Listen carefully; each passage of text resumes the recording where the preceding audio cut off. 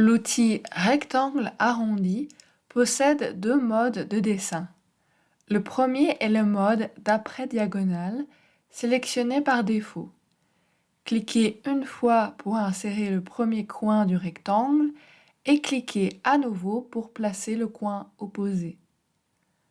Le deuxième mode est le mode incliné. Les deux premiers clics définissent la direction d'un côté et le troisième clic définit sa largeur ou hauteur à partir du premier côté. L'outil rectangle arrondi est similaire à l'outil rectangle, à la différence près que ces coins sont contrôlés par un rayon. Le rayon des coins peut être contrôlé précisément dans la palette Info-Objet ou à partir du bouton Préférences de la barre des modes. Comme pour l'outil rectangle, la rotation de l'objet peut être contrôlée manuellement dans la palette Info-Objet.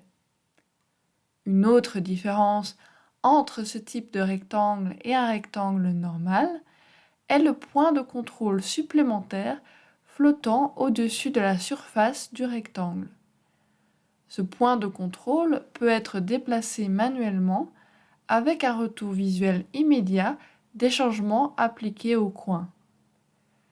Des options supplémentaires se trouvent dans les préférences des rectangles arrondis, que vous ouvrez en cliquant sur le bouton Préférences dans la barre des modes.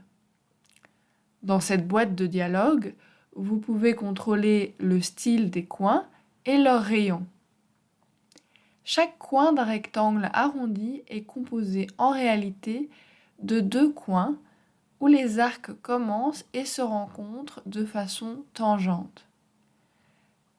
Les coins symétriques auront le même diamètre pour les axes X et Y.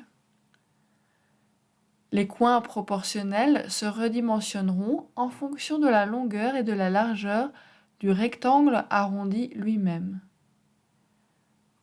Avec l'option Libre, vous pouvez déplacer les axes X et Y de façon indépendante sans que le style de coin ne soit limité par l'option Proportionnelle ou Symétrique.